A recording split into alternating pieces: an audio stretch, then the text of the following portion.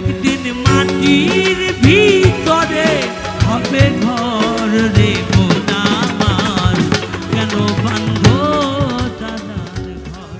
দীর্ঘদিন ধরে অসুস্থতায় ভুগছেন সঙ্গীত শিল্পী রিংকু। পরপর 4 বার স্ট্রোক করেছেন তিনি। সর্বশেষ 2020 সালে 2 বার স্ট্রোক হবার পর শরীরের বাঁ পাশ অবশ হয়ে গেছে তার। এরপর থেকেই গান থেকে দূরে রয়েছেন একসময়ের জনপ্রিয় সঙ্গীত শিল্পী রিংকু। বর্তমানে আর্থিক অনটনে দিন কাটছে এই শিল্পীর, আর তাই এখন বসবাস করছেন নিজ গ্রামে।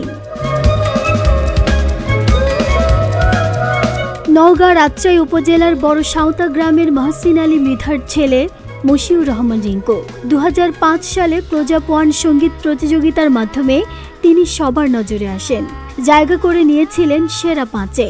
তার কণ্ঠে লোকগান ও বাউল গান শ্রোতা মহলে ব্যাপক জনপ্রিয়। বেঁচে আছি কি না মরে গেছি ও, একবার এসে দেখে যাও আমি কত সুখে আছি। তবে অসুস্থ হওয়ার কারণে গানের জগৎ থেকে বেশ কয়েক বছর ধরেই দূরে রয়েছেন এই শিল্পী। জানা গেছে 2016 সালে ইতালিতে শো করার সময় প্রথমবার স্ট্রোক করেন রিংকু। এরপর দেশে এসে চিকিৎসা নিয়ে আবার গানে ফিরেছিলেন, কিন্তু ভাগ্যের কি নির্মমতা, 2018 সালে আবারও স্ট্রোক করেন রিংকু। এরপর 2020 সালে পরপর 2 বার স্ট্রোক করেছেন তিনি। আমার শরীর স্বাস্থ্য আসলে 4 বার স্ট্রোক হওয়ার পরে একটা মানুষ কতটুকু ভালো থাকতে পারে। গণমাধ্যমে তিনি জানিয়েছেন, একটা সময় স্টেজ মাতিয়েছি, নতুন নতুন গান করেছি, কিন্তু এখন সবই বন্ধ। আমাকে অনেকেই গানের জন্য ডাকেন, কিন্তু এই অবস্থায় গান গাইতে পারি না বলে কোথাও যাই না। ইনশাআল্লাহ যদি ভালো হই তো ফিরবো, আর ভালো না হলে তো ফিরার কোনো, ভালো করে গাইতে না পারলে ফিরার কোনো বিষয় নেই। যদি ভালো করে গাইতে পারি তো ফিরবো, যদি না পারি তো ফিরবো না। ক্লোজআপ 1 প্রতিযোগিতায় বাজিমাত করে সঙ্গীত জগতে নিজের জায়গা পাকা করে নিয়েছিলেন এই গায়ক। ব্যস্ত হয়ে পড়েন স্টেজ শো ও অ্যালবাম প্রকাশে। পাগলা ঘণ্টা, বাউল মন ও জগৎ বন্ধু নামের 3টি অডিও অ্যালবামও বের করেছিলেন তিনি। ভুল বুঝে চলে গেছো আমায় ফেলে একা, কতদিন কত হলো পাই না তোমার দেখা। রিংকুর কণ্ঠে বাউল মন অ্যালবামের নারী হয় লজ্জাতে লাল গানটি ব্যাপক জনপ্রিয়তা পায়। গানটি সে সময়ে ছড়িয়ে পড়েছিল পুরো দেশ জুড়ে, বলা যায় সে সময়ের ভাইরাল গান ছিল এটি।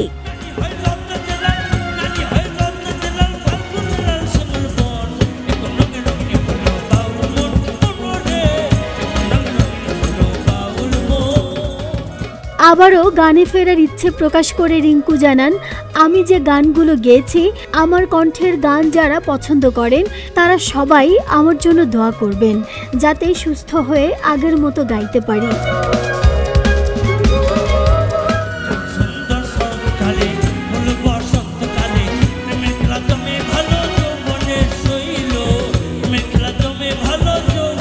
সংবাদ মাধ্যমে 6 মাস আগে রিংকু জানিয়েছিলেন, অসুস্থ হওয়ার পর থেকে তিনি কোনো কনসার্টে যেতে পারেন না।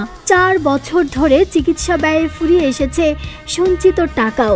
স্বজনদের সহায়তায় চলছে চিকিৎসার খরচ। কখনো ভাবিনি এমন দিন আসবে, তবে আগের চেয়ে কিছুটা সুস্থ হয়েছি। সব মিলিয়ে ভালো মন্দের মাঝামাঝি আছি। নিঃসঙ্গ জীবন আমার, বন্দি প্রেমের জেলখানায়, তোমার কথা ভাবতে ভাবতে সময় তো বয়ে যায়। এদিকে স্ট্রোক করার পর রিংকুর চিকিৎসা হয়েছে রাজধানীর কয়েকটি বেসরকারি হাসপাতালে।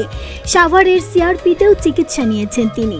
এখন পর্যন্ত পরিবারের সহায়তায় চলছে রিংকুর চিকিৎসা। তাই তার এলাকাবাসীর অনুরোধ, যদি সরকারের পক্ষ থেকে কেউ তার চিকিৎসার দায়িত্ব নিতেন, তাহলে রিংকু হয়তো আবার পুরোপুরি সুস্থ হয়ে যেতেন, এমনকি ফিরে আসতেন আবারও গানের মাঝে। একবার এসে দেখে যাও আমি কত সুখে